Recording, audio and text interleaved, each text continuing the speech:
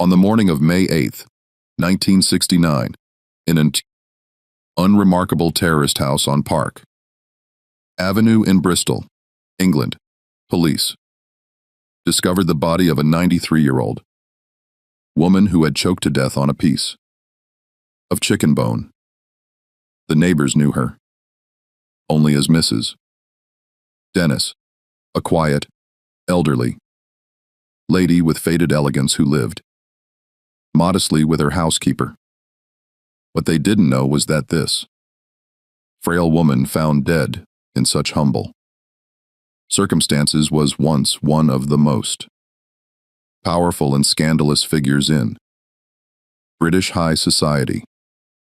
She was Almina Herbert, the 5th Countess of Carnarvon, the woman whose vast fortune funded the discovery of King Tutankhamun's tomb and the real-life inspiration behind the Countess of Grantham in Downtown Abbey. But behind the glittering facade of aristocratic respectability lay decades of shocking secrets, illegal activities, and moral compromises that would have destroyed lesser mortals. From her controversial birth as an illegitimate child through blackmail scandals, adultery trials, and whispered rumors of illegal abortions performed in her exclusive nursing homes, Almina's story reads like the darkest Victorian melodrama.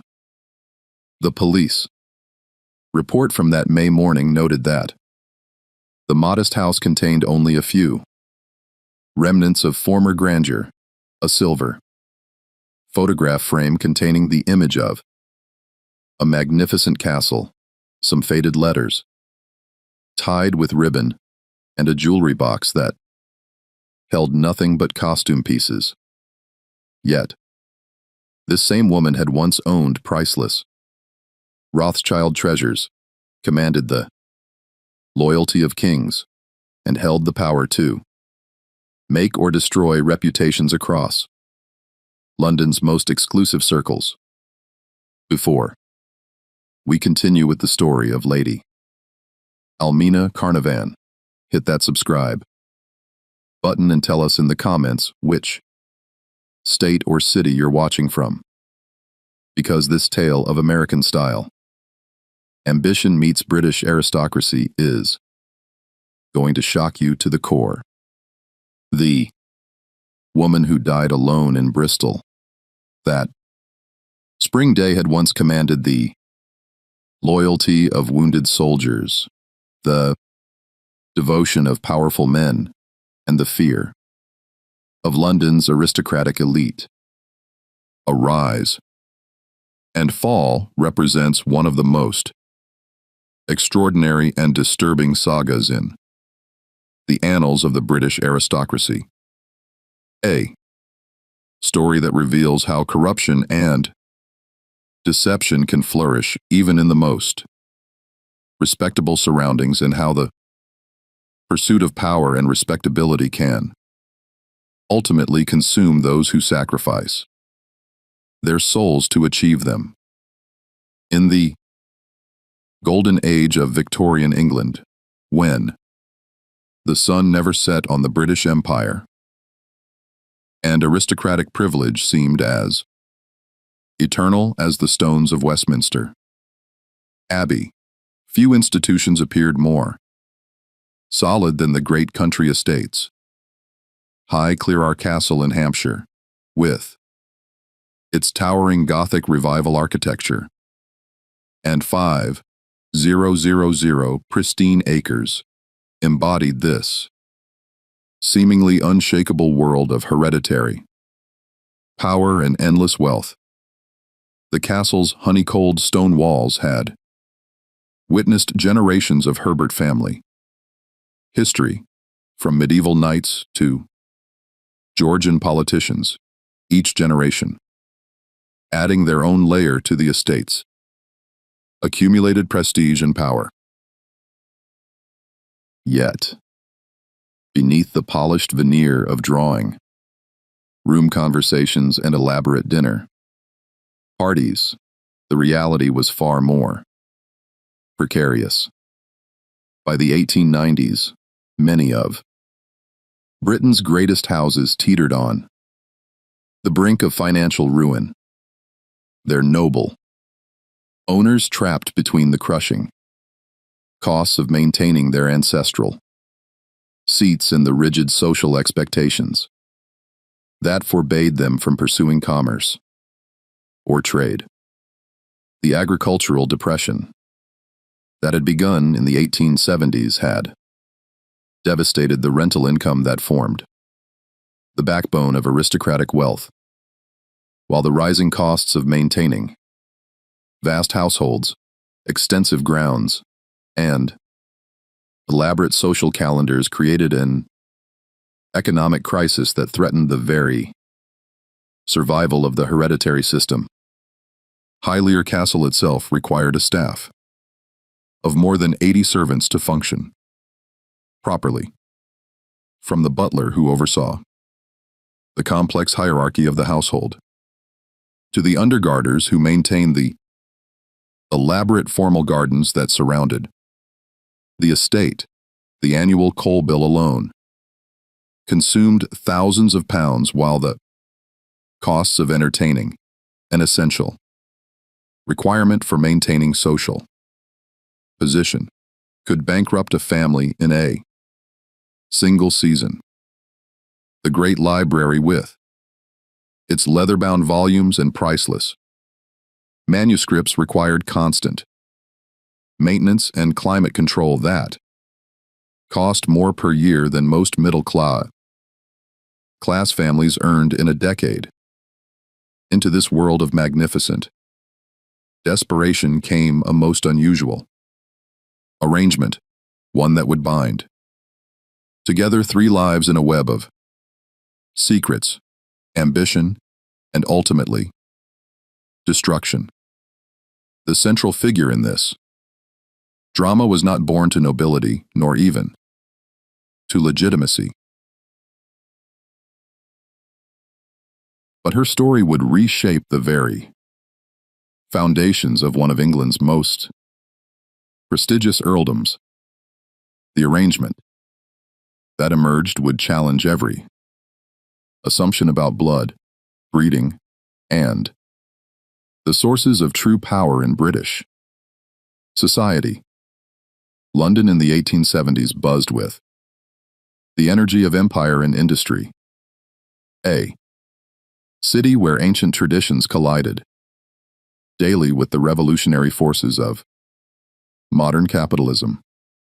The traditional aristocracy found themselves sharing social space with railway barons, mining magnates, and banking dynasties whose fortunes dwarfed those of earls and dukes, whose families had ruled English counties for centuries.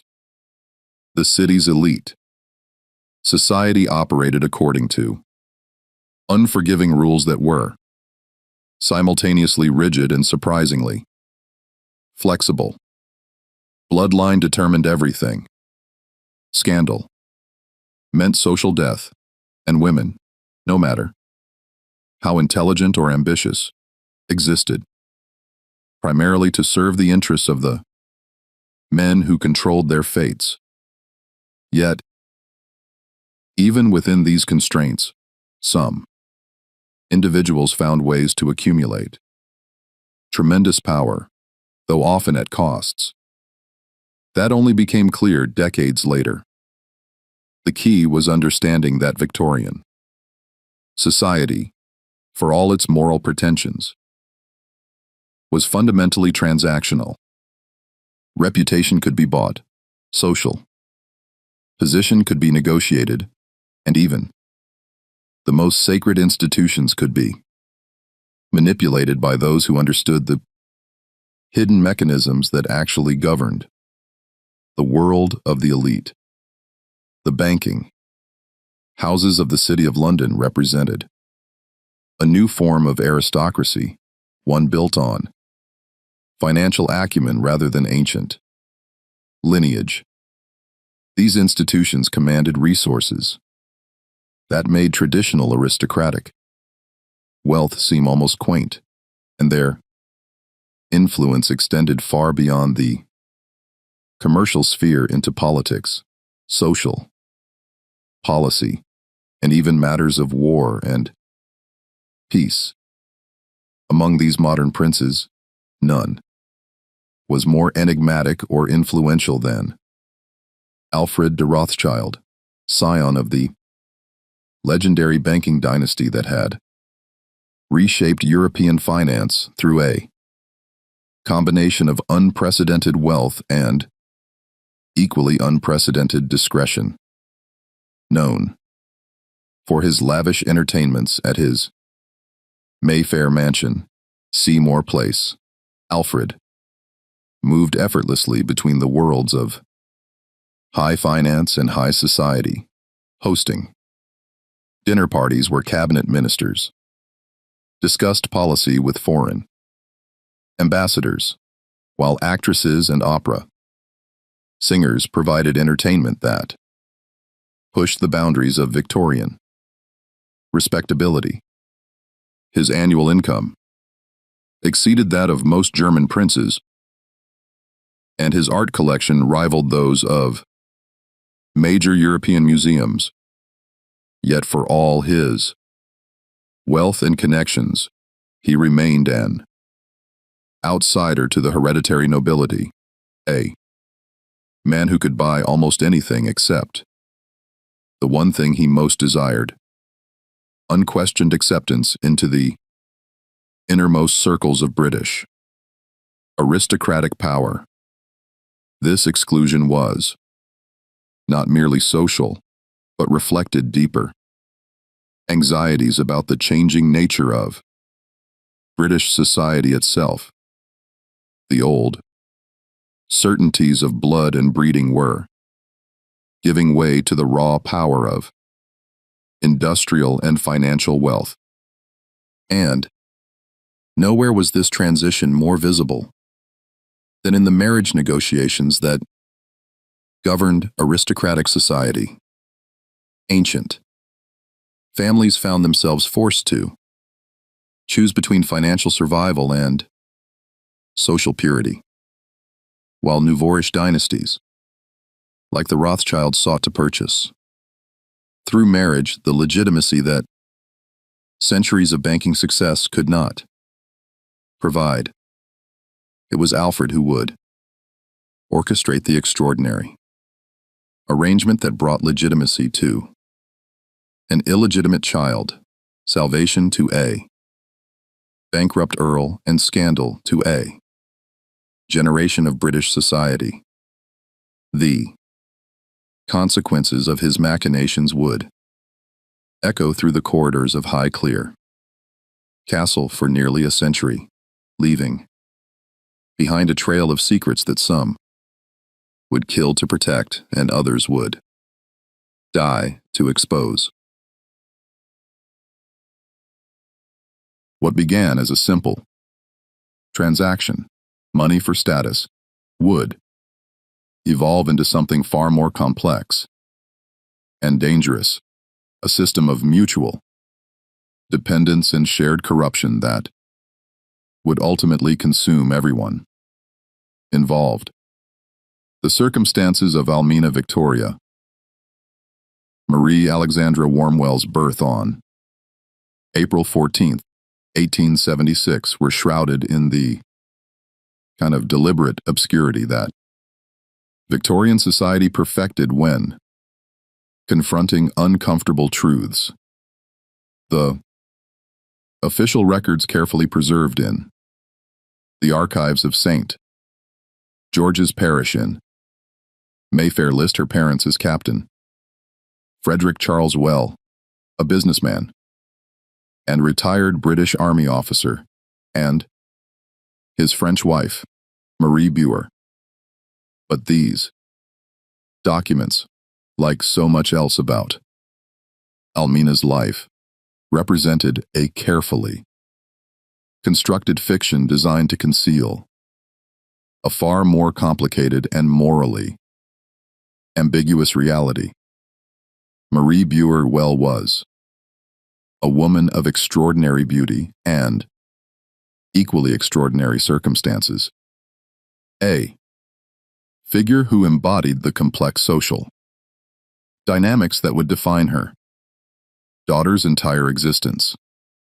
Born to a respectable French banking family with connections throughout continental Europe, she possessed the kind of sophisticated elegance that was increasingly prized in London's cosmopolitan social circles. Her education had been impeccable. She spoke 4 languages fluently, played piano to concert standard, and moved through European high society with the confidence of someone born to privilege and power. Her marriage to Frederick had initially appeared to be a conventional union between 2 families of similar social standing. Frederick himself came from an ancient Yorkshire family with connections to the racing world and the military establishment, and he possessed the kind of easy charm that made him popular in London's clubland. But appearances, as Almina's entire life would demonstrate, could be catastrophically deceiving. The womb. Marriage was by most accounts a disaster from its earliest days, marked by financial irregularities, sexual incompatibility, and a fundamental mismatch of temperaments that made cohabitation increasingly impossible. Frederick proved to be what polite society termed unreliable, a euphemism that covered a multitude of sins ranging from chronic gambling to suspected embezzlement from his wife's family. Contemporary accounts suggest that he had contracted substantial debts through horse racing and card playing, and that he had attempted to resolve these obligations through increasingly desperate expedients that included forging his wife's signature on financial documents and stealing jewelry from her personal collection. The situation was complicated by his drinking, which had progressed from social excess to what would now be recognized as severe alcoholism. By the early 1870s, Marie had effectively separated from her husband, though divorce remained virtually impossible for a woman of her social position. The legal and social constraints that governed Victorian marriage meant that she remained technically bound to Frederick despite their complete estrangement, creating a situation that was both personally humiliating and practically dangerous. She was neither free to remarry nor fully independent, existing in a legal limbo that made her vulnerable to social gossip and financial manipulation. It was during this period of marital crisis that she became involved with Alfred de Rothschild, then establishing himself as one of London's most influential financial figures. What began as a social acquaintance, Marie moved in the sophisticated circles where banking wealth intersected with continental culture, evolved into something far more intimate and consequential than either party had initially anticipated. Alfred, a confirmed bachelor who had shown little interest in conventional matrimony, seemed captivated by Marie's combination of intelligence, sophistication, and European elegance. The relationship that developed between Alfred and Marie operated according to the complex social codes that governed extramarital relationships among the Victorian elite. Officially, they maintained the fiction that their connection was merely one of friendship and mutual intellectual interest. Alfred was introduced as Marie's financial advisor and later as her daughter's godfather, titles that provided social cover for a relationship that everyone understood but no one could openly acknowledge. In reality, Alfred had become Marie's primary means of support, providing her with a house in Mayfair, a generous annual allowance, and access to social circles that would have been closed to her as a separated wife. More tellingly, he began to take an extraordinary interest in Marie's welfare that went far beyond what any mere acquaintance might expect. Contemporary bank records show regular, substantial payments from Alfred's personal account to Marie's household expenses, covering everything from servants' wages to the costs of elaborate entertaining. He also provided her with jewelry, artwork, and other luxury items. That established her as one of London's most fashionably dressed women despite her technically precarious social position. When Marie announced her pregnancy in late 1875, the timing presented both a crisis and an opportunity that would define the rest of their lives. Frederick Well was officially still her husband, providing legal cover for the child's legitimacy and protecting all parties from the social scandal that would have resulted from public acknowledgement of adultery. But those close to the situation understood that the girl born that April bore little resemblance to the man whose name she carried. Instead, Almina possessed the delicate features and quick intelligence that observers noted were remarkably similar to those of Alfred de Rothschild. The child's unusual name, a combination that seemed to reference both parents, while acknowledging neither, provided another clue to those sophisticated enough to recognize the significance of such details. More telling still was Alfred's immediate and intense interest in the baby's welfare, an interest that went far beyond what any conventional godfather might be expected to show. The arrangement that emerged from this delicate situation would set the pattern for Almina's entire life. A carefully constructed facade of respectability, concealing a reality built on secrets, financial manipulation, and the ruthless pursuit of social advancement. Alfred became Almina's unofficial guardian and benefactor, showering her with gifts and attention while maintaining the fiction that he was merely fulfilling his duties as her godfather. Frederick Well, presumably compensated for his discretion, played his role as the distant but acknowledged father with the resignation of a man who had long since given up any pretense of controlling his own destiny. But even as a child, Almina seemed to understand that her position was precarious and that her survival depended on her ability to navigate the complex deceptions that surrounded her birth.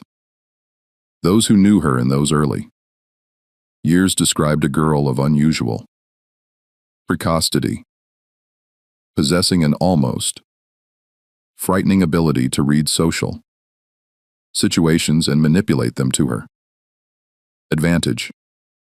She learned early that survival in her world depended not on truth or virtue, but on the skillful management of appearances and the careful cultivation of powerful allies. The most disturbing aspect of this arrangement was how completely it normalized deception as a way of life. Almina grew up understanding that her very existence was built on lies.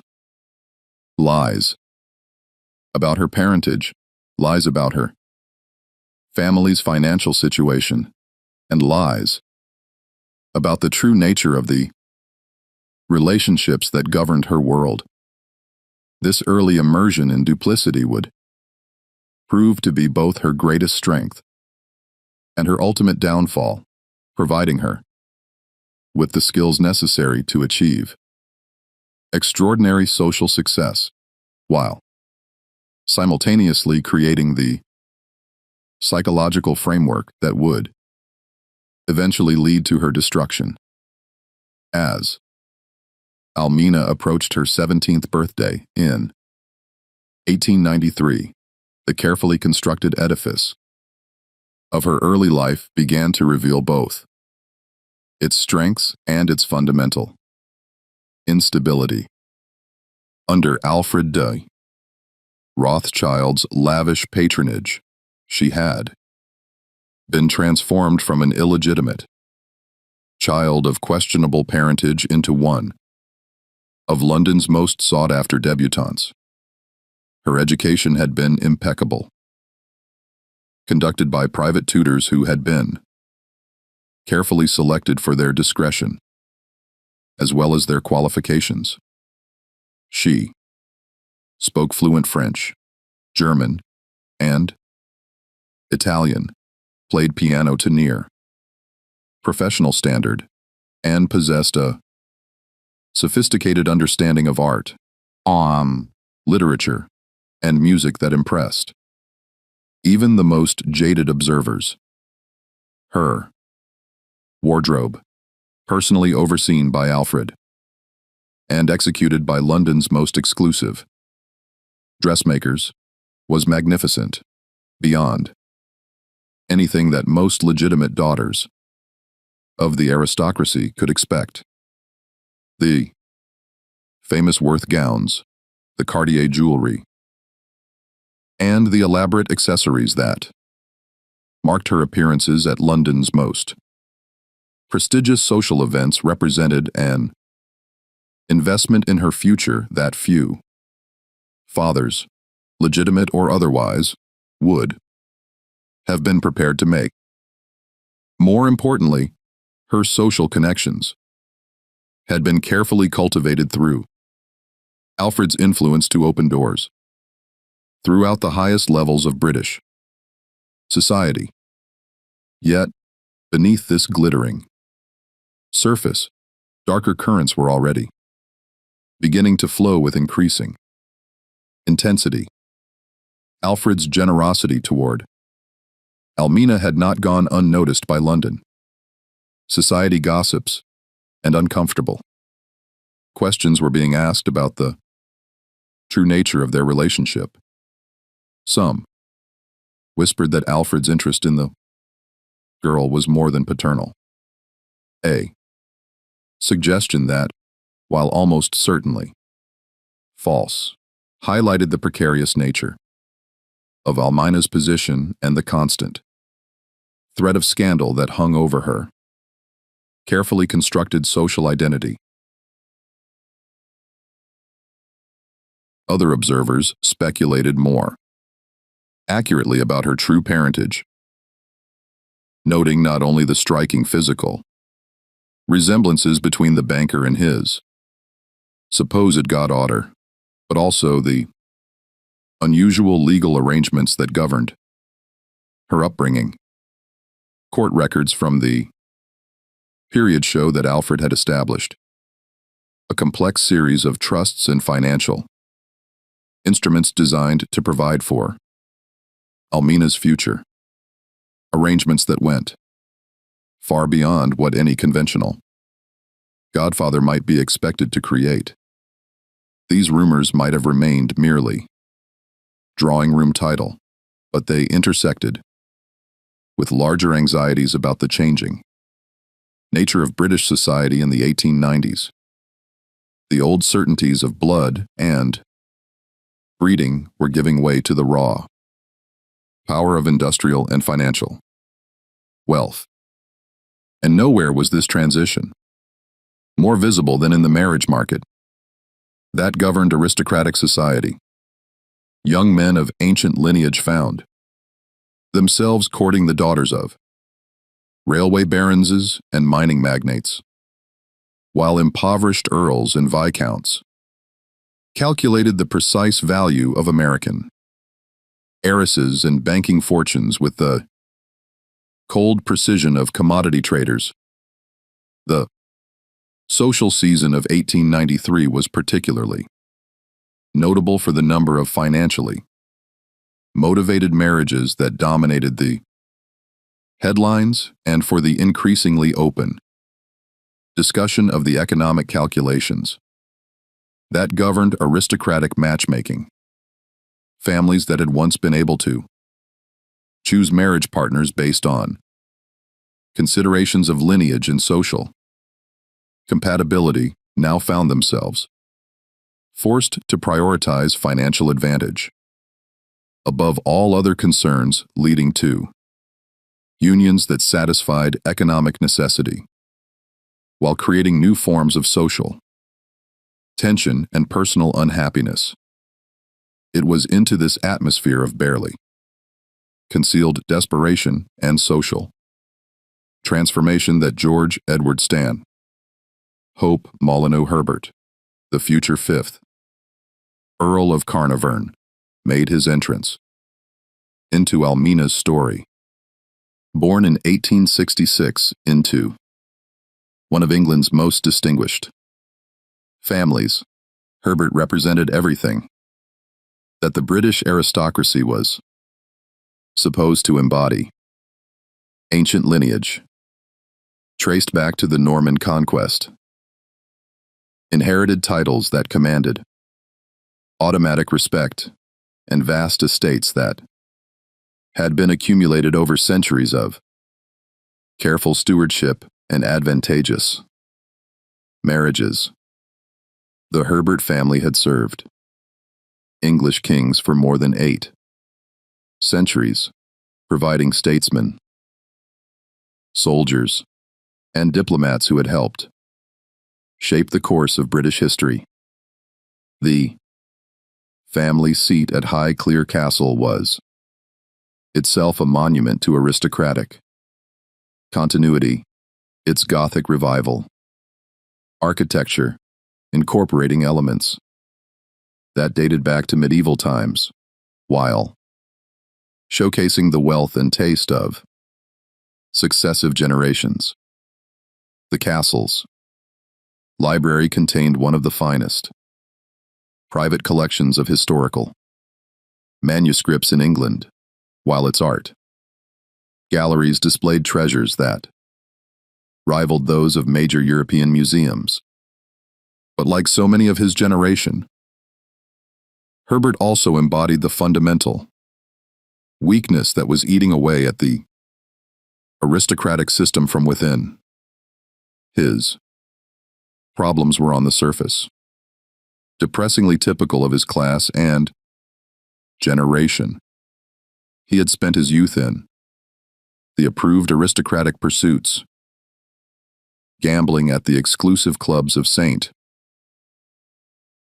James's Street, horse racing at Ascot, and Newmarket, and various forms of expensive entertainment that were considered essential for maintaining social position without any corresponding attention to the management of his inheritance or the long-term financial health of his estates. The extent of Herbert's financial irresponsibility was staggering, even by the standards of his spent thrift generation. Contemporary records suggest that by his mid-20s, he was facing debts that exceeded $200, null, an enormous sum equivalent to millions. In today's currency, the running costs of Highclere Castle alone consumed more than his estates could generate, while his personal expenditures on gambling, racing, and various forms of entertainment had reached levels that threatened the very survival of his ancient earldom.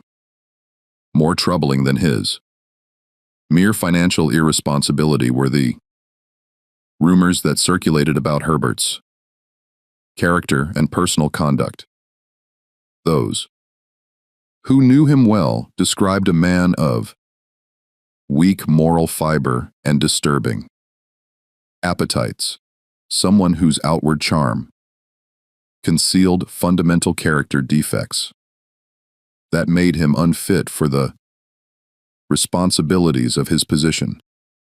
His travels to Egypt, which he would later claim were motivated by archaeological interest and concern for his health, were widely understood to be fueled by his attraction to Cairo's notorious brothel districts and opium dens.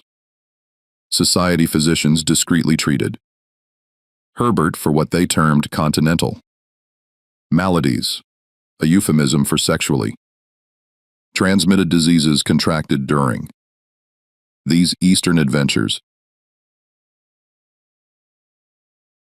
The treatments were both expensive and ongoing, suggesting that Herbert's condition was serious and that his behavior patterns were deeply ingrained.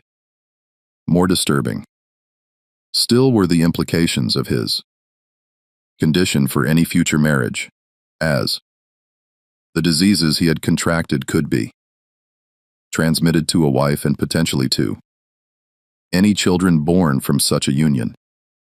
Even more troubling were the rumors that circulated about Herbert's behavior toward women of his own social class.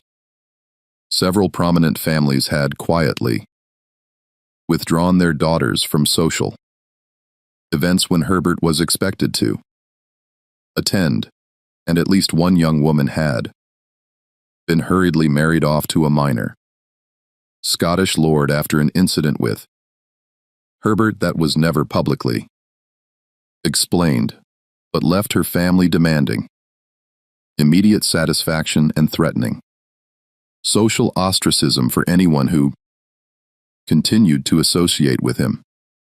It was against this background of mutual need and moral compromise that Alfred de Rothschild began to orchestrate what would prove to be one of the most successful and ultimately destructive arranged marriages in Victorian history. Herbert needed money desperately, not just to pay his existing debts, but to maintain the lifestyle and social position that his title demanded. Almina needed the respectability that only an ancient title could provide, transforming her from a questionably legitimate girl into an unquestionably legitimate countess. Alfred, for his part, needed to secure his goddaughter's position while simultaneously advancing his own social ambitions through connection to one of England's most ancient earldoms. The negotiations that took place during the winter of 1893-94 were conducted with the cold-blooded precision of a corporate merger, involving lawyers, bankers, and social intermediaries who understood that they were facilitating not a romantic union, but a complex financial transaction disguised as a marriage. The terms of the arrangement, when they were finally agreed upon, were staggering in their scope and implications. Alfred agreed to provide a dowie that would settle all of Herbert's existing debts and provide an annual income sufficient to maintain High Clear Castle and its associated estates in appropriate style. In exchange, Herbert would marry Almina and provide her with the social position that her irregular birth had denied her, treating her with the respect and consideration due to a legitimate countess and ensuring that any children born from their union would be raised as unquestioned members of the Herbert family.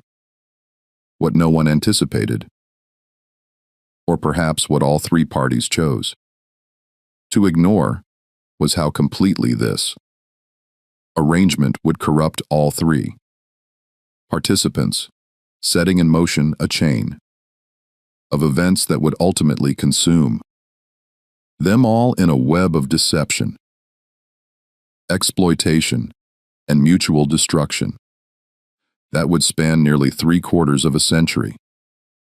The marriage of Almina due well to George Herbert, 5th Earl of Carnarvon on June 26, 1895, was celebrated by London society as a triumph of romantic love over social convention.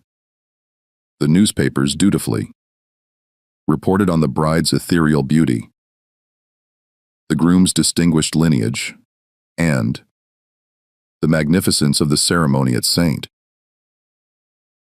Margaret's, Westminster, where the cream of British aristocracy gathered to witness what appeared to be a perfect union between ancient nobility and modern elegance. The wedding breakfast at Seymour Place was described in breathless detail with special attention paid to the elaborate floral arrangements, the priceless Rothschild china, and the presence of royalty among the guests. What the newspapers didn't report, and what most of the guests either didn't know or chose to ignore, were the far more sinister negotiations that had made the marriage possible, or the deeply troubling patterns of behavior that were already emerging within the complex triangle of relationships that now governed life at High Clear Castle.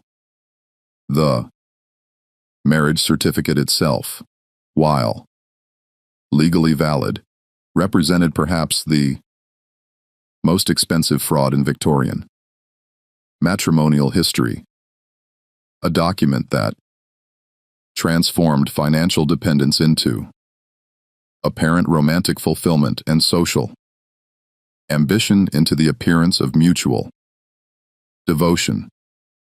From the very beginning, the Carnarvon marriage was less a union of two people than a complex business arrangement involving three parties with fundamentally incompatible interests and increasingly desperate needs.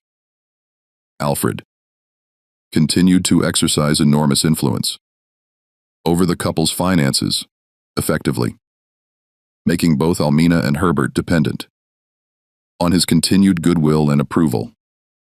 The legal documents that formalized this arrangement were masterpieces of Victorian financial engineering, creating a system of trusts, allowances, and conditional payments that ensured Alfred's control while maintaining the fiction of the Earl's independence.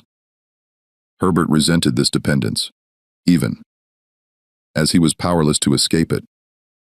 His pride continually wounded by reminders of his financial subservience to a man he considered his social inferior.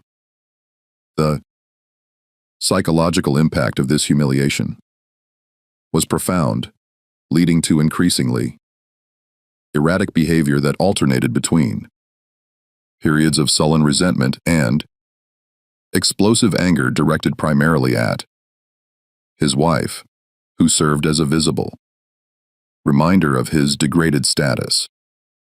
Meanwhile, Almina found herself caught between loyalty to her benefactor and the demands of her new role as a countess, a position that required her to maintain the fiction that her marriage was based on genuine affection, while simultaneously managing the complex web of financial and social obligations that actually governed her existence.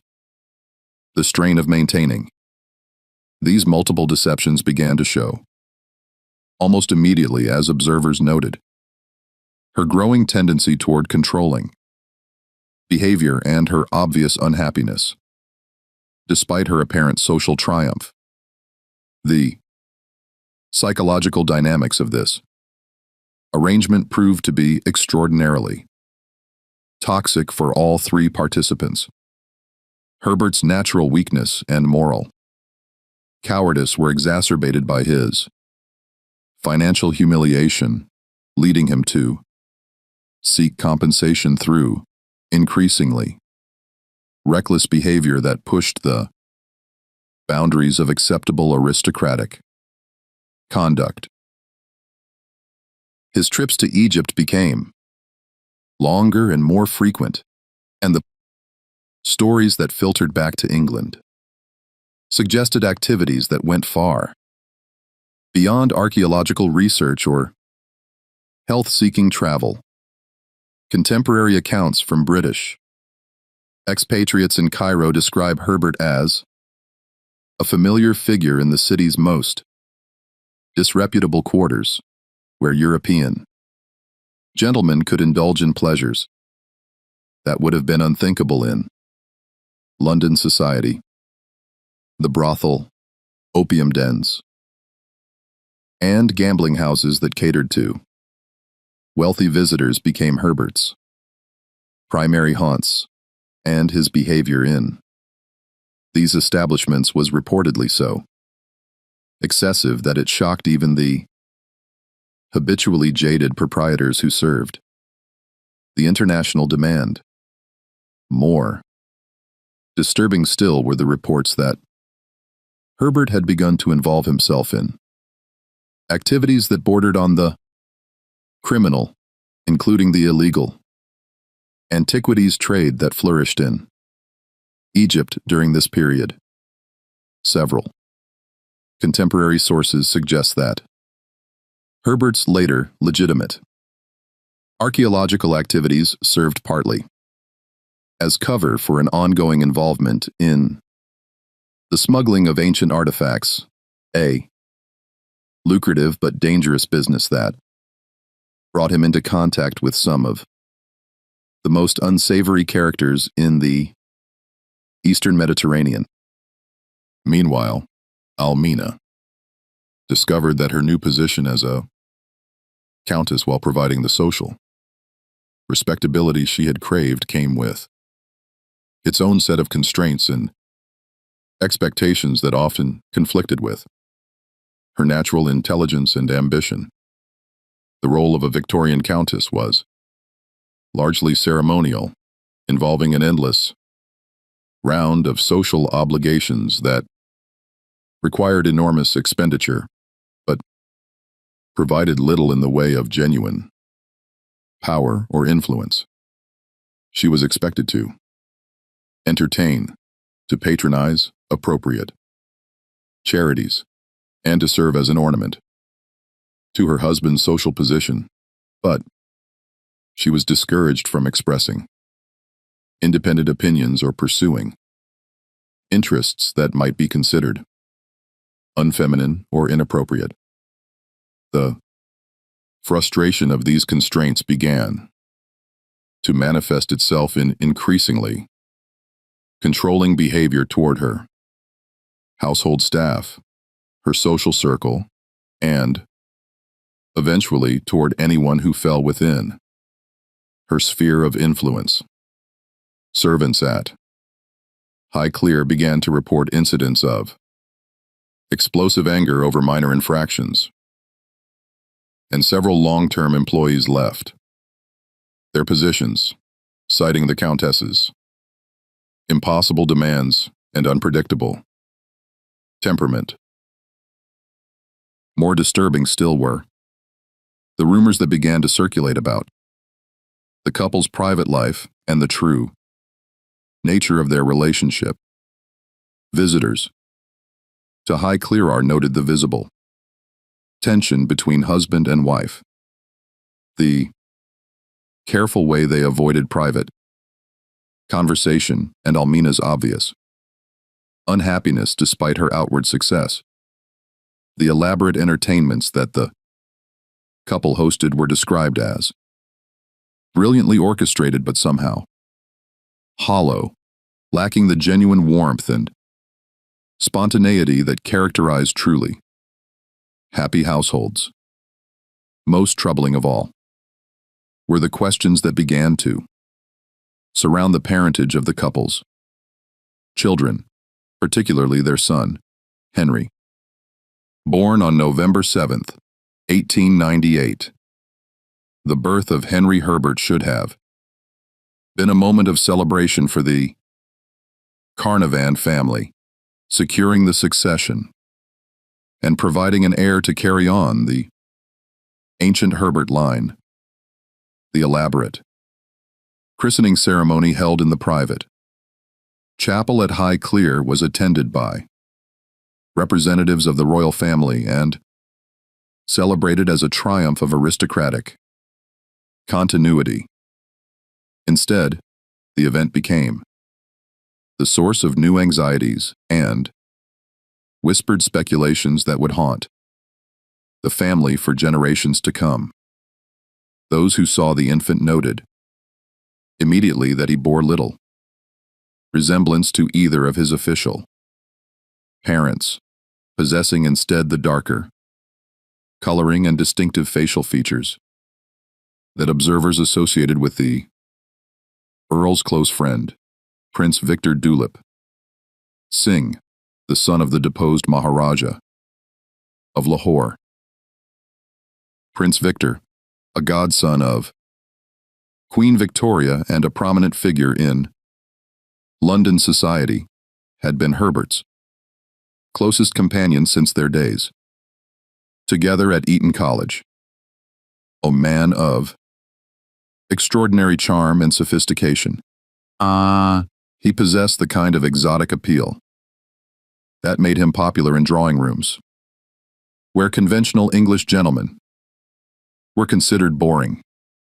His frequent visits to Highclere had been noted by society gossips long before Henry's birth, particularly the way his presence seemed to transform Almina's demeanor from nervous anxiety to genuine happiness. The implications of these observations were staggering for all concerned. If Prince Victor was indeed Henry's father, it meant that the heir to the Carnarvon heirdom was not actually a Herbert at all, but the illegitimate son of an Indian prince. Such a revelation would not only have destroyed the family's reputation, but could potentially have invalidated Henry's eventual inheritance, throwing the entire Herbert succession into legal chaos. More immediately threatening was the possibility that the Earl himself was aware of the situation and was using his knowledge as leverage in his increasingly complex relationships with both his wife and her benefactor. Contemporary evidence suggests that Herbert was indeed aware of his wife's infidelity and that he chose to ignore it for reasons that were as calculated as they were cowardly. The prince's wealth and social connections made him a valuable ally at a time when Herbert desperately needed both financial support and social protection. Prince Victor's annual income from his Indian estates combined with the generous allowance provided by the British government made him one of London's wealthiest bachelors. His friendship could provide Herbert with access to investment opportunities, social connections, and financial assistance that might help offset his continuing dependence on Alfred de Rothschild. By maintaining the fiction of Henry's legitimacy, Herbert preserved not only his own dignity, but also his access to Alfred's continued financial support, which would have been threatened by any public acknowledgement of his wife's adultery. The arrangement allowed all parties to maintain their social positions while pursuing their individual interests, but it also created a web of mutual blackmail and shared guilt that would ultimately prove impossible to sustain. For Almina, the situation presented a different kind of moral compromise that would shape the rest of her life. She had achieved everything she had been taught to want: title, wealth, social position, but only at the cost of living a lie that grew more complex and dangerous with each passing year. The child she loved was not her husband's son.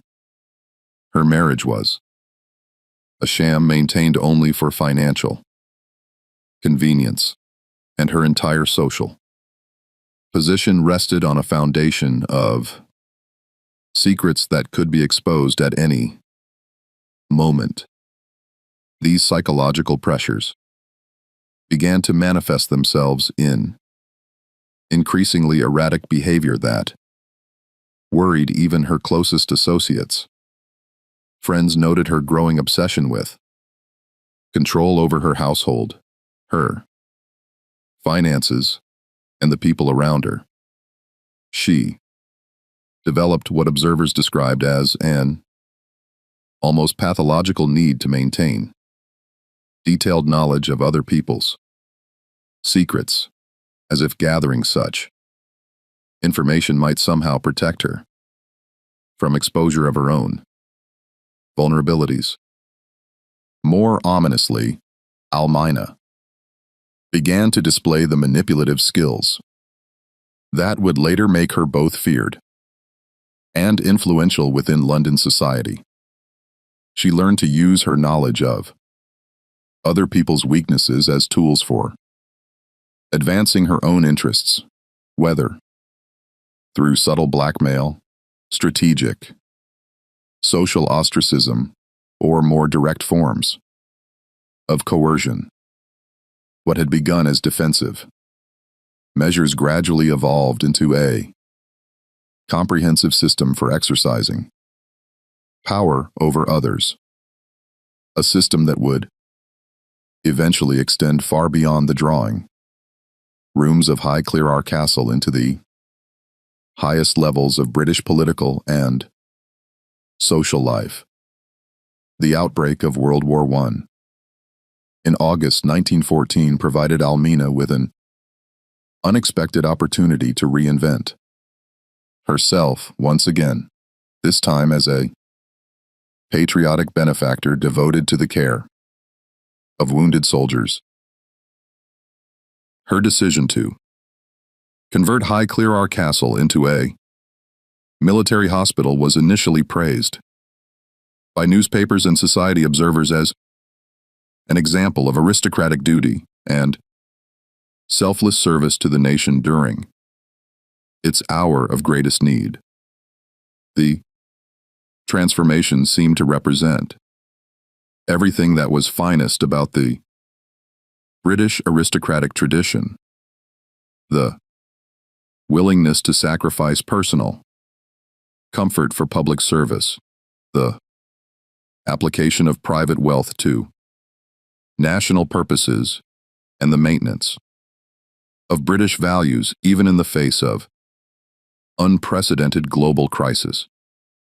What the public didn't understand, however, was how completely this venture reflected the darker patterns that had already come to define Almina's character, the need for absolute control over everyone in her environment, the manipulation of noble causes for personal advantage, and the systematic exploitation of vulnerable individuals who found themselves dependent on her charity. The hospital project would ultimately reveal not Almina's capacity for genuine altruism, but her genius for disguising self-interest as public service and for extracting maximum personal benefit from apparently generous gestures.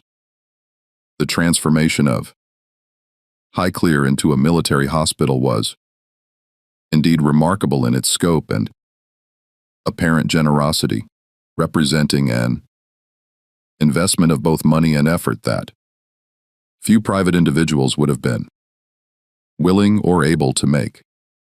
Almina spared no expense in creating what was arguably the most luxurious medical facility in Britain, complete with modern operating theaters equipped with the latest surgical instruments, individual rooms for each patient, furnished with fine linens and comfortable furniture, and a level of comfort that far exceeded anything available in conventional military hospitals. The castle's great rooms were converted into wards that resembled luxury hotel suites more than medical facilities, with patients sleeping in beds that had previously accommodated royal visitors and dining on china that bore the Herbert family crest. Professional nurses were recruited from London's most prestigious hospitals, while a team of renowned surgeons provided medical care that would have been the envy of Harley Street private practice. The hospitals' operating theaters were equipped with the most advanced medical technology available, including X-ray equipment and electric lighting that made round-the-clock surgery possible. Officers wounded in the trenches of France and Belgium found themselves recovering in surroundings of almost unimaginable elegance, attended by staff who addressed them by their military ranks and served meals that rivaled those of London's finest restaurants. The contrast with the brutal conditions they had left behind in the war zone was so stark that many patients initially believed they were hallucinating, unable to comprehend how they had been transported from the hell of the Western Front to what appeared to be a palace dedicated to their comfort and recovery. But beneath this veneer of aristocratic charity, more troubling dynamics were at work that revealed the true nature of Almina's motivations and methods. Her selection of patients was far from random or based purely on medical need. She carefully chose men whose backgrounds, military records, and family connections aligned with her own social and financial interests. Officers from prominent families, men with distinguished service records, and those with potential usefulness to her expanding network of influence found themselves welcomed to Highclere, while enlisted men of equally severe injuries were quietly directed to other less luxurious facilities. The criteria for admission to Highclere military hospital had less to do with the severity of wounds, or the urgency of medical need than with the potential value that each patient might provide to Almina's long-term social and financial plans. Young officers from aristocratic families were particularly sought after, as their gratitude could be converted into useful social connections for years to come. Men with backgrounds in banking, law, or government service were similarly prized as their professional expertise might prove valuable in future business ventures. More significantly, Almina began to use her role as benefactors to cultivate a network of grateful dependents who could be called upon for various favors in the years to come. The psychological dynamics of the hospital were carefully calculated to create bonds of obligation that extended far beyond the period of medical treatment, transforming temporary patients into permanent debtors who understood that their social and professional futures might depend on their continued loyalty to their former benefactors. The psychological dynamics within the hospital were equally disturbing when examined closely. Almina's need for control manifested itself in an obsessive attention to every detail of her patients' lives, from their medical treatment to their personal correspondence and private conversations.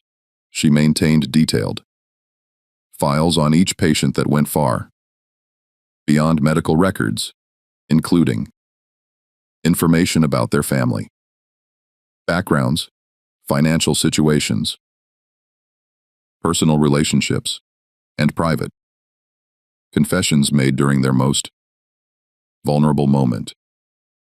Under the guise of ensuring proper care, Almina instituted a system of surveillance that would have impressed the most paranoid Victorian patriarch.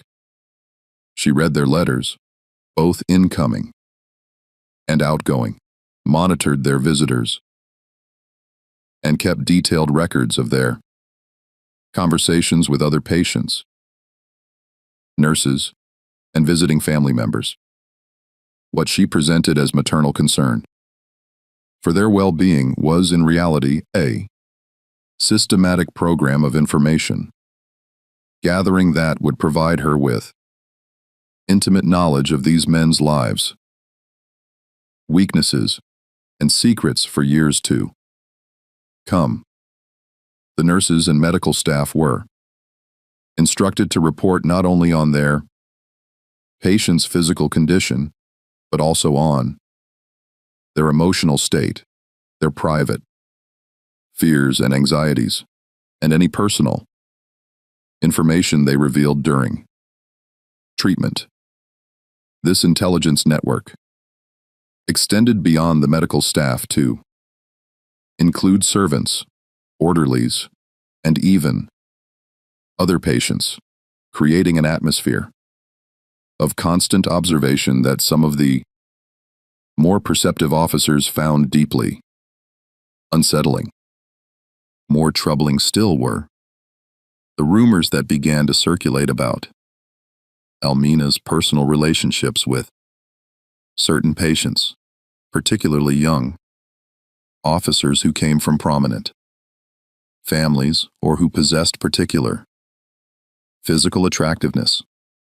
Several wounded officers spoke privately to friends and family members about the Countess's habit of visiting their rooms late at night, ostensibly to check on their comfort and progress, but often engaging in conversations that seemed designed to extract intimate confessions about their fears, their family situations, their romantic relationships, and their future plans. These nocturnal visits followed a pattern that became increasingly recognizable to those who experienced them. Almina would arrive in the patient's room dressed in elegant but somewhat revealing nightwear, carrying a tray with brandy or other medicinal spirits that she claimed would help with sleep and pain management. She would then settle into a chair beside the bed and engage the patient in what appeared to be casual conversation, but was actually a sophisticated interrogation designed to elicit personal information that might prove useful later. Some patients described feeling uncomfortable about these encounters, noting that Almina seemed to take an unusual interest in their most vulnerable moments and private thoughts. Others found themselves drawn into intimate conversations that they later regretted, revealing details about their families, their financial situations, or their personal relationships that they would never have shared under normal circumstances. A few reported that these conversations had taken on overtones that seemed inappropriately intimate, with the Countess making remarks or gestures that suggested interest that went beyond mere medical or maternal concern. The Earl's reaction to his wife's hospital activities revealed both his fundamental weakness and his growing awareness of the dangerous game she was playing with increasingly powerful and potentially dangerous individuals. Privately, he referred to Highclere as Carnarvon, amputate, a bitter joke that reflected not only his resentment at being displaced from his own home, but also his suspicion that Almina's motivations were far from purely charitable, and that her methods were creating risks that could ultimately destroy them all. Yet Herbert was powerless to intervene effectively, both because of his continued financial dependence on Alfred's support and because Almina's public image as a devoted nurse and patriotic benefactors made any criticism of her activities socially impossible. Any attempt to challenge her hospital operations would have been seen as unpatriotic selfishness, while his own reputation for weakness and moral compromise meant that his objections would carry little weight with public opinion or government authorities. The situation became even more complex and potentially explosive when Almina decided to expand her operations to London, opening a second hospital at 48 Bryanston Square in one of Mayfair's most prestigious neighborhoods. This facility, while smaller than Highclere, operated under even less oversight and became the site of activities that pushed the boundaries of both medical ethics and legal propriety in ways that would have shocked even the most worldly observers of London society. The London hospital attracted a different class of patients than Highclere, including foreign officers, government officials, and wealthy civilians who had been injured in air raids or other war-related incidents. The facility's location in the heart of London's diplomatic quarter made it a natural gathering place for international visitors, creating opportunities for intelligence gathering and influence peddling that Almina was quick to exploit. Patients at Bryanston Square reported medical procedures that seemed designed more to extract information than to promote healing. including the use of experimental drugs that induced states of relaxation and talkiveness that made patients unusually willing to share sensitive information about their governments, military, operations, or personal circumstances. Some described feeling as though they had been drugged during their treatment, experiencing periods of confusion and memory loss that made it difficult to recall exactly what they had said or done during their stay. It was during this period that Almina began to develop the network of medical professionals who would later enable her most controversial and potentially criminal activities. Dr. Harold Hendy, who served as chief medical officer at both hospitals, was a man of questionable credentials whose previous practice had been marked by several suspicious incidents involving wealthy female patients who had required emergency treatment for undisclosed conditions. Under Dr. Hendy's guidance, both hospitals began to offer services that extended far beyond conventional military medicine, including procedures and treatments that were not generally available through normal medical channels.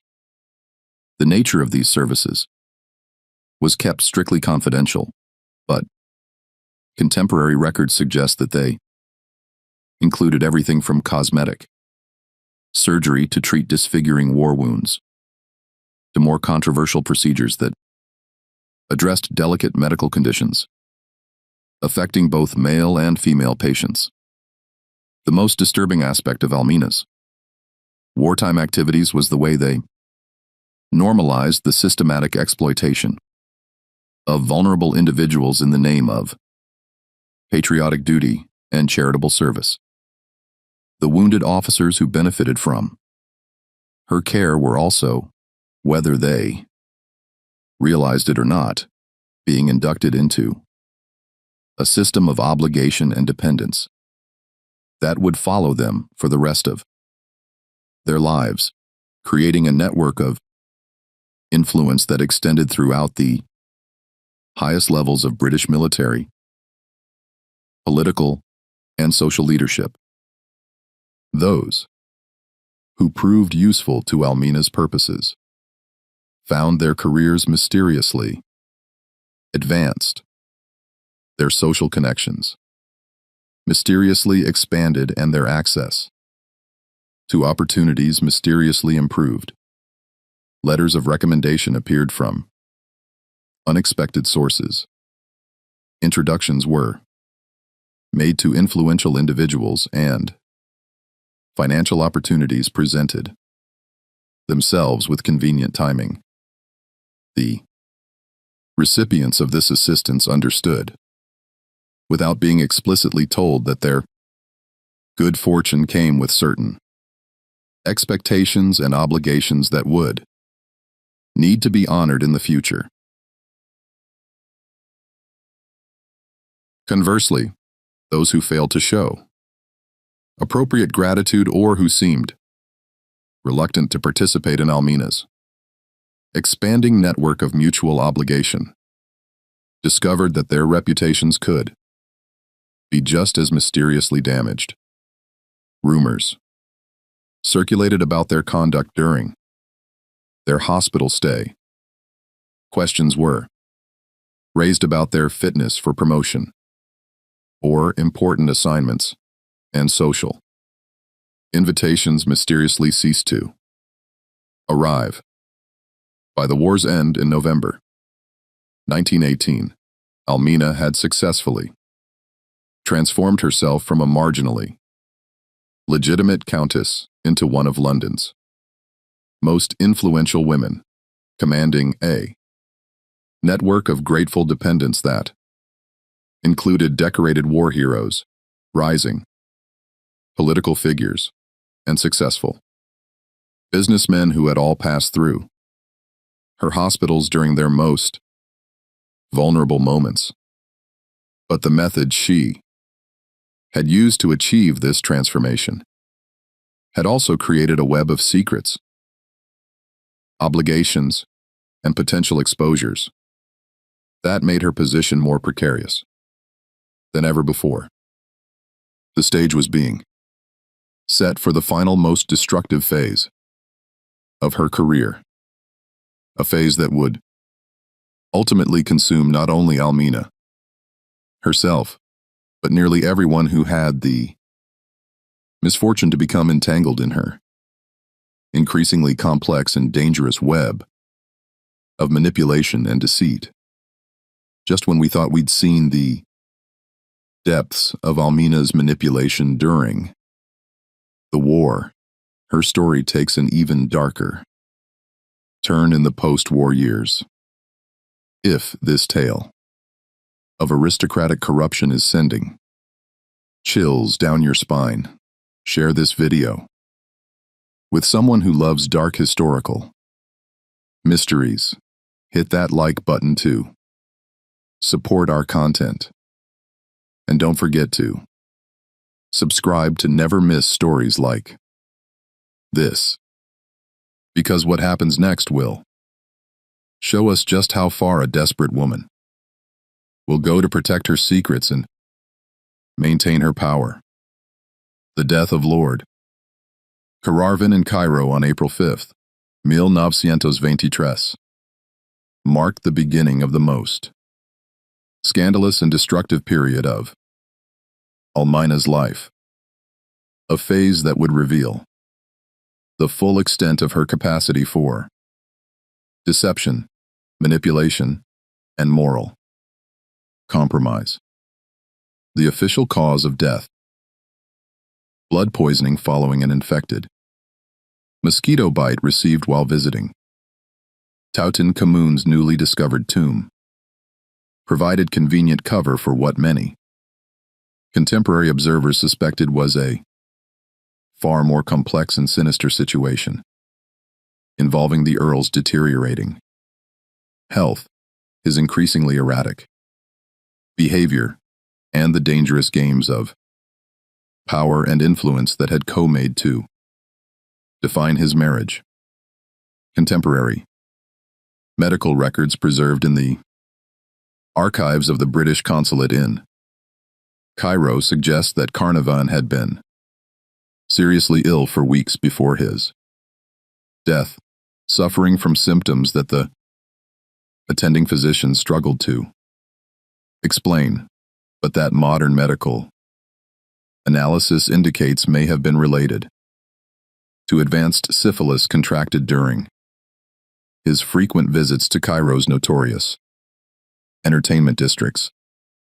The progression of his illness, marked by periods of delirium, violent mood swings, and physical deterioration, was consistent with the final stages of untreated venereal disease, a condition that would have been impossible to acknowledge publicly without destroying the family's reputation. More immediately significant than the actual cause of Carnarvon's death, however, were its consequences for the carefully constructed web of relationships, financial arrangements, and mutual dependencies that had sustained the Carnarvon household for nearly 3 decades. The Earl's death meant that the complex system of checks and balances that had prevented any single party from gaining complete control over the family's affairs was now fundamentally disrupted, creating opportunities for dramatic changes in the distribution of power and resources within the household. Alfred de Rothschild had died 5 years earlier in 1918, leaving Almina financially independent, but also removing the protective influence that had shielded her from the full consequences of her actions throughout her adult life.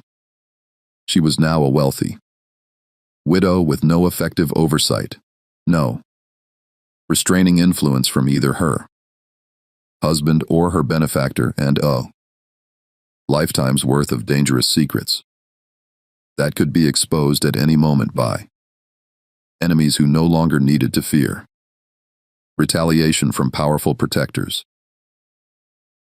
The speed with which Almina moved to secure her position after her husband's death revealed both her desperation and her fundamental ruthlessness in protecting her interests.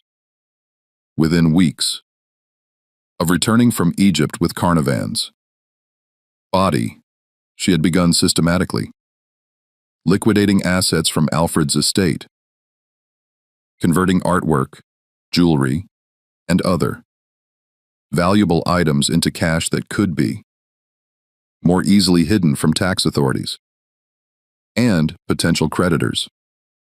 The scale of these transactions was enormous, involving the sale of Rothschild treasures worth hundreds of thousands of pounds through discreet auction houses and private dealers who specialized in handling sensitive disposals for wealthy clients. More significantly, she had also begun to distance herself from her son Henry, the new 6th Earl, whose own investigations into the family finances threatened to expose the full extent of her financial manipulations over the previous decades. Henry had inherited not only his father's title and estates, but also a growing awareness of the irregularities and potential illegalities that had characterized his mother's management of family resources during his father's frequent absences. The relationship between Almina and her son had been strained for years, partly because of Henry's growing suspicions about his own parentage, but more immediately because of his awareness of his mother's increasingly erratic and potentially criminal behavior. Henry possessed documentation that suggested Almina had been systematically embezzling funds from the estate for her own purposes, using her position as Châtain to redirect resources that should have been used for maintaining Highclere and its associated properties to her personal accounts and private ventures. Henry had also begun to ask uncomfortable questions about the true nature of his mother's hospital operations and the sources of income that had allowed her to maintain such lavish facilities without apparent regard for cost or profitability. His investigations had revealed financial irregularities that suggested the hospitals had been used for purposes far beyond medical treatment, including activities that might have violated both medical ethics and criminal law. But Henry inherited not only his father's title, but also his fundamental weakness of character, lacking the strength or courage necessary to confront his mother directly about her misconduct, while being unable to ignore the mounting evidence of her potential criminality. The result was a cold war between mother and son that would ultimately lead to Henry's most devastating betrayal. Betrayal that would destroy whatever remained of family loyalty while exposing Almina to legal and social consequences that she had spent decades trying to avoid.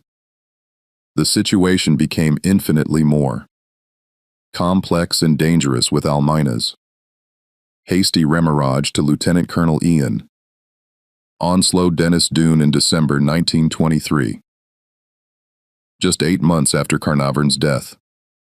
and at a speed that shocked even London's scandal-hardened society. Observers. The marriage was clearly motivated by desperation rather than affection, representing Almina's attempt to secure protection and support from a man whose own moral flexibility and financial needs made him both a valuable ally and a potentially catastrophic liability. Dennis was everything that Carnarvon had not been. Young, handsome, charming, physically vigorous, and absolutely without moral scruples or ethical constraints. He was also deeply in debt, recently divorced under scandalous circumstances and carrying secrets of his own that made him both valuable and extremely dangerous as a marriage partner. His military record, while superficially impressive, concealed a pattern of behavior that had repeatedly brought him to the attention of his superior officers for reasons that had nothing to do with his professional competence. The circumstances of Almina's courtship with Dennis revealed the full extent of her moral corruption and her willingness to engage in criminal activity to protect her position and advance her interests. She had met him in Paris in 1923 years before Carnarvon's death, at a time when her husband was in Egypt and she was ostensibly in France for medical treatment related to her hospital work.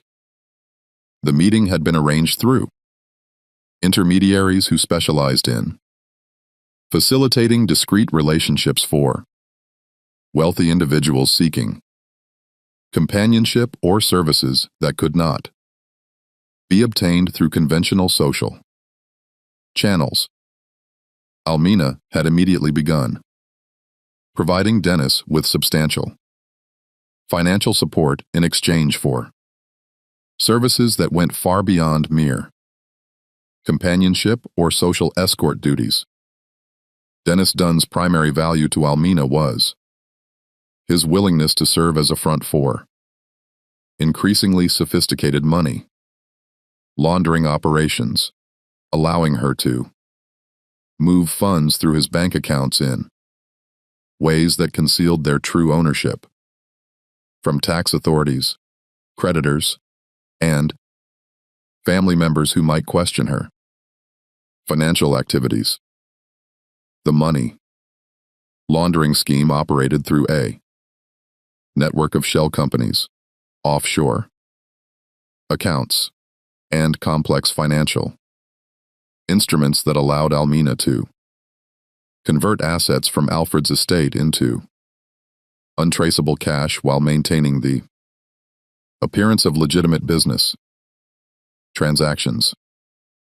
Dennis's military connections provided access to international banking systems and foreign exchange markets that would have been difficult for Almina to access directly, while his social connections provided cover for transactions that might otherwise have attracted unwanted attention from authorities.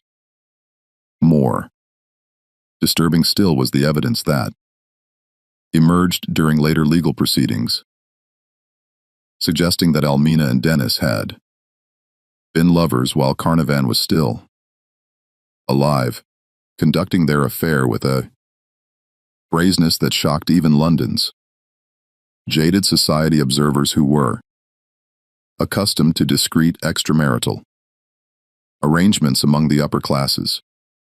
Contemporary diary entries and letters preserved in private archives describe encounters between Almina and Dennis at locations throughout London and Paris, including hotels, private clubs, and even Almina's own hospital facilities. Dennis Toone had been a frequent visitor to both of Almina's hospitals during the war, ostensibly as a patient receiving treatment for minor injuries sustained during military service, but actually serving as her accomplice in various financial schemes and intelligence gathering operations. Their relationship had been an open secret among certain circles for years before Carnarvon's death made it legally possible for them to marry, with several prominent society figures later testifying that they had assumed the couple were already married in all but name. The marriage to Dennis also brought Almina into direct contact with Dorothy Dennis, the colonel's first wife, whose own story revealed the depths of moral depravity that characterized the social circles in which Almina now moved and the kinds of arrangements that wealthy and powerful individuals were willing to make in pursuit of their personal and professional interests. Dorothy Denistone was herself a figure of considerable complexity and moral ambiguity, a woman who had been effectively prostituted by her husband to General Sir John Cowans, the British Army's Quartermaster General, in exchange for military promotions and lucrative business opportunities that had advanced Dennis's career while providing him with access to government contracts and insider information that he had used for personal profit. The arrangement between Dorothy, her husband, and General Cowans had continued for years during and after World War I, with Dorothy serving as the general's mistress while remaining legally married to Dennis, a triangular relationship that provided all parties with the sexual gratification, financial benefits, and professional advancement they desired, while maintaining a careful veneer of respectability that protected them from public scandal. Dorothy's position in this arrangement was both powerful and precarious, as she possessed intimate knowledge of government secrets and military operations that made her valuable to her lovers, while simultaneously making her a potential security risk that could be eliminated if she became inconvenient or demanding. Her relationship with General Cowans had provided her with access to classified information, government contracts, and high-level military planning that went far beyond what any civilian should have been allowed to know. When Dorothy learned of Dennis Dunn's marriage to the wealthy Countess of Carnarvon, she saw an opportunity to escape from the degrading arrangement that had defined her adult life while simultaneously gaining financial security that would make her independent of both her former husband and her military lover. Her demand for the alimony that Dennis had promised but never paid was on its surface a simple matter of contract enforcement and marital obligation. In reality, however, Dorothy's legal action represented a direct threat to the entire system of lies, financial manipulation, and criminal activity that Almina had constructed around herself over the previous 3 decades. Dorothy possessed detailed knowledge of Dennis's financial arrangements with Almina, including information about money laundering operations, tax evasion, schemes, and other illegal activities that could result in criminal prosecution and imprisonment for both of them. More dangerously still, Dorothy's intimate relationship with General Cowans had provided her with access to government intelligence about Almina's hospital operations during the war, including reports that suggested these facilities had been used for espionage activities, illegal medical procedures, and other forms of criminal enterprise that went far beyond the charitable work that had been presented to the public. The court case that resulted, Dennis versus Dennis Dunion, heard in the King's Bench Division of the High Court in March 1925, became one of the most sensational legal proceedings of the decade, exposing not only the sordid details of Dorothy's arranged prostitution and the corrupt military contracts that had enriched her lovers, but also the full extent of Almina's financial crimes, moral compromises, and systematic exploitation of vulnerable. The trial lasted for 17 days and generated newspaper coverage that rivaled royal scandals for public attention and social impact. Under oath and facing the threat of perjury charges, Almina was forced to admit to adultery, money laundering, tax evasion, the systematic exploitation of wounded soldiers for personal gain, and participation in illegal medical procedures that had endangered the lives of patients who had trusted her with their care. The most damaging revelation to emerge from the trial was the testimony of several former patients from Almina's hospitals who described a systematic pattern of sexual exploitation, financial extortion, and medical malpractice that revealed her charitable work to have been a carefully constructed front for criminal enterprise. Wounded officers spoke of being pressured into intimate relationships with the Countess, of being blackmailed with information gathered during their most vulnerable moments, and of being forced to participate in financial schemes that they didn't understand, but that ultimately enriched Almina at their expense. Even more shocking was the testimony regarding Almina's London nursing homes, which multiple witnesses described as fronts for illegal abortion services provided to wealthy women desperate to avoid social scandal and criminal prosecution. Dr. Harold Hendy, testifying under immunity from prosecution, revealed that Almina had personally performed dozens of illegal procedures using her medical facilities to generate enormous profits while placing her patients at grave physical risk and exposing them to potential blackmail based on their need for illegal services.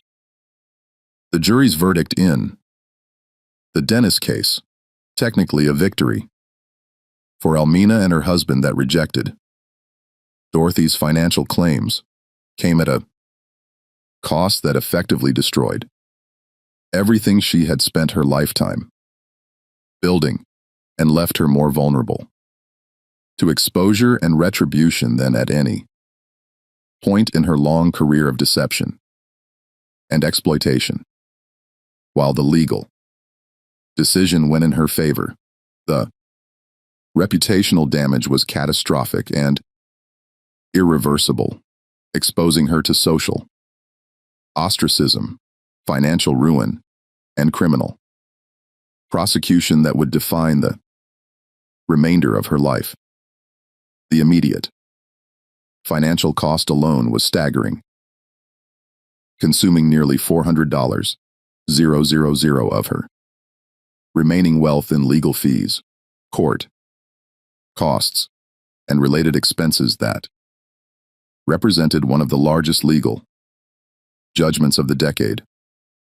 But the reputational damage proved far more devastating than any monetary loss, as London society, which had tolerated Almina's eccentricities and overlooked her questionable behavior as long as she maintained a veneer of respectability and provided valuable services to influential individuals, now ostracized her completely and permanently.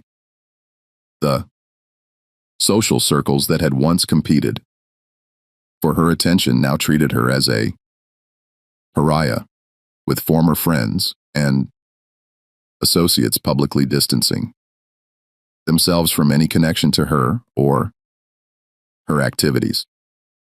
Invitations to important social events ceased to arrive. Charitable organizations quietly removed her name from their boards and patron lists, and even tradespeople who had previously been eager to serve the Countess of Carnarvon now demanded cash payment in advance for their services. More devastating still was the response of her own family, particularly her son, Henry, who used his mother's legal troubles as an opportunity to launch his own comprehensive investigation into her financial activities and their impact on the Carnarvon estate. What Henry discovered was a systematic pattern of embezzlement, fraud, and asset stripping that went back decades and involved not only the misappropriation of funds provided by Alfred de Rothschild, but also the systematic looting of high Clearar's art collections, library, holdings, and other valuable assets that rightfully belonged to the estate rather than to Almina personally. Henry's investigation revealed that Almina had been selling family treasures for years, using the proceeds to fund her personal lifestyle, her hospital operations, and her increasingly expensive efforts to maintain her social position and political influence. Priceless paintings had been replaced with clever forgeries. Rare books and manuscripts had been sold to private collectors, and valuable jewelry had been systematically replaced with paste copies that could pass casual inspection but were worthless. The extent of the theft was breathtaking in both its scope and its audacity, representing not merely the taking of money, but the systematic destruction of centuries of family heritage and cultural patrimony, items that had been in the Herbert family for generations, including gifts from monarchs and artifacts of genuine historical significance had been converted into cash to support Almina's personal ambitions and criminal enterprises. In 1951, acting on detailed information provided by Henry and armed with evidence gathered by private investigators working on behalf of the estate, the Inland Revenue formally charged Almina with tax evasion, covering multiple decades, and demanded payment of back taxes, penalties, and interest that consumed the remainder of her fortune and left her facing the possibility of criminal prosecution, and imprisonment. The tax case revealed the full sophistication of Almina's financial crimes involving offshore accounts, shell companies, and complex money laundering schemes that had allowed her to hide millions of pounds from British tax authorities while maintaining the fiction of legitimate charitable and business activities. The Investigation uncovered evidence of systematic fraud dating back to the early years of her marriage, suggesting that her criminal activities had begun almost immediately after her arrival at High Clear and had continued uninterrupted for more than 5 decades.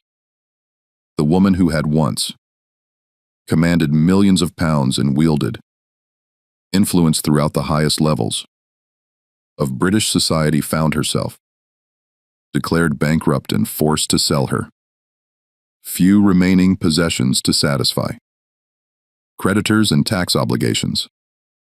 The bankruptcy proceedings revealed the true extent of her financial desperation, as even items of minimal value were seized and sold to generate funds for debt repayment. The final decades of Almina's life were marked by a relentless downward spiral that seemed designed to mirror the suffering she had inflicted on others throughout her career of exploitation and manipulation. Dennis Dunn's death from chronic asthma in 1938 left her alone and increasingly desperate, dependent on the charity of former associates who remembered her power but felt no obligation to support her in her decline and disgrace. Her attempts to restart her nursing home business failed repeatedly, partly because of her damaged reputation, but also because the methods she had previously used to generate profits were no longer tolerable even to the morally flexible circles in which she had once moved. Government oversight of medical facilities had increased substantially since the war, making it impossible to operate the kind of unregulated establishments that had previously provided her with both income and opportunities for exploitation.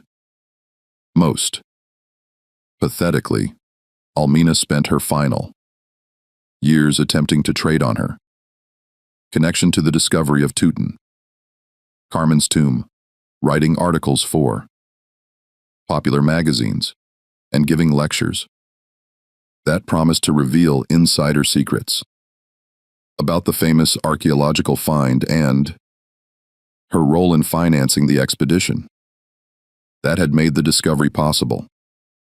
But even these efforts were tainted by her inability to distinguish between truth and self-serving fiction, leading her to invent increasingly elaborate stories about her relationship with Howard Carter and her personal involvement in the excavation process. The lectures and articles revealed a mind that had lost the ability to distinguish between reality and the elaborate fantasies she had constructed to justify her actions and maintain her sense of self-importance. Contemporary accounts describe presentations that mixed genuine historical information with obvious fabrications delivered by a woman whose mental faculties were clearly deteriorating, but who maintained her compulsive need to be the center of attention and admiration. The end came on May 8, 1969, in that modest terrace house in Bristol where Almina lived with Anne Ledbetter, a former employee who had remained loyal despite decades of mistreatment and financial exploitation. Anne had worked for Almina since the 1930s, initially as a nurse in her medical facilities, but later as a general companion and housekeeper who provided the practical support that Almina needed to maintain even the most basic standards of daily life. The official cause of death choking on a piece of chicken gristle while eating. Dinner seemed almost Cree-appropriate for a woman who had spent her life consuming more than she could safely handle, whether in terms of wealth, power, or the secrets and vulnerabilities of others. The death was swift and apparently painless, but it came at the end of years of increasing isolation, poverty, and mental deterioration that had reduced one of the most powerful women of her generation to a forgotten elderly lady, living in obscurity. Yet, even in death, Almina's capacity for generating controversy and inflicting final wounds continued to manifest itself. Her will, when it was read several weeks after her funeral, revealed one final act of vindictiveness and manipulation directed at the family members who had ultimately rejected her and the social institutions that had abandoned her in her time of need, rather than leaving her remaining estate to her son Henry or her grandchildren, who might have been expected to inherit whatever remained of her once vast fortune. Almina chose to bequeath the bulk of her assets to Anthony Ledby Better, Anne's son, who had cared for her during her final years and had shown her the loyalty and attention that her own family had withdrawn. The decision was partly motivated by genuine gratitude toward the Leadbetter family, who had provided her with practical and emotional support when she had nowhere else to turn. But those who had known Almina throughout her life understood that the bequest also represented a final act of revenge against the son who had exposed her crimes and the grandson who had inherited the title and estates that she had once controlled. The discovery of Almina's extensive personal papers, diaries, and correspondence after her death provided historians and biographers with an unprecedented window into the mind of a woman who had systematically corrupted everyone and everything she had touched throughout her long and destructive career. Her own words preserved in thousands of pages of handwritten notes in private reflections revealed a personality marked by narcissism, paranoia, and an almost complete inability to distinguish between reality and the elaborate fictions she had constructed to justify her actions and maintain her self-image. The diaries covered more than 50 years of her life and documented not only her major crimes and scandals, but also the psychological processes that had allowed her to rationalize behavior that would have been unthinkable to individuals with normal moral development. They revealed a woman who had genuinely convinced herself that her exploitation of others was actually a form of service to them and that her criminal activities were justified by the good work she had done during the war and her contributions to British society. Perhaps most disturbing of all was Almina's apparent belief, maintained until the very end of her life, that she had been the victim rather than the perpetrator of the various scandals and criminal prosecutions that had defined her later years. Her diaries were filled with bitter complaints about the ingratitude of those she claimed to have helped, the jealousy of those who had failed to appreciate her contributions, to society and the unfairness of a legal and social system that had refused to understand her true nature and value.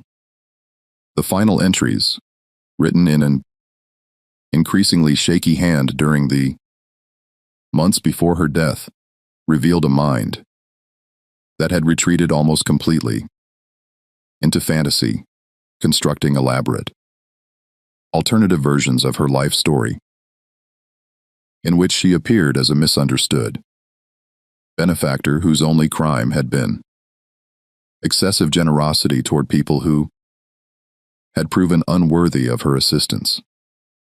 This remarkable story shows us how power, when built on deception and maintained through systematic exploitation, ultimately consumes those who wield it as completely as it destroys those who fall victim to it.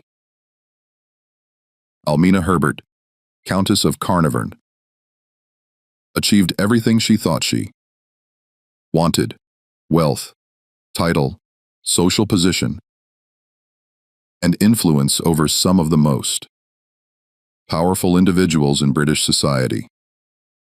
But in pursuing these goals through corruption and moral compromise, she created the very forces that would ultimately destroy her.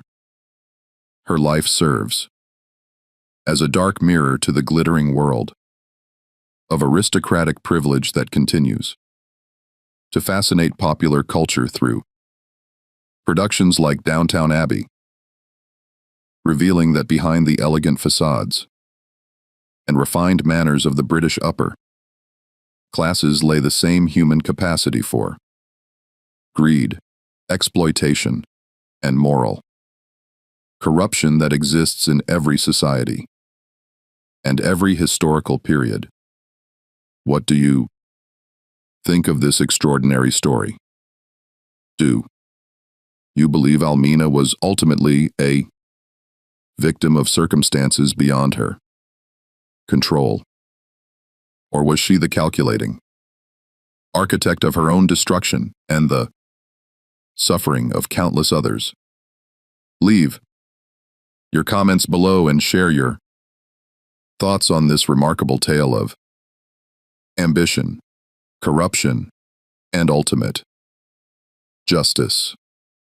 If you enjoyed this deep dive into one of history's most scandalous and complex figures, subscribe to our channel, hit the notification bell, and share this video with anyone who appreciates the darker truths that lie hidden beneath the surface of respectable society. The truth, as we've seen, is often far more shocking than any fiction. And the real Downton Abbey was a place where secrets could kill, power came at the ultimate price, and even the most carefully constructed lies eventually crumble under the weight of their own contradictions.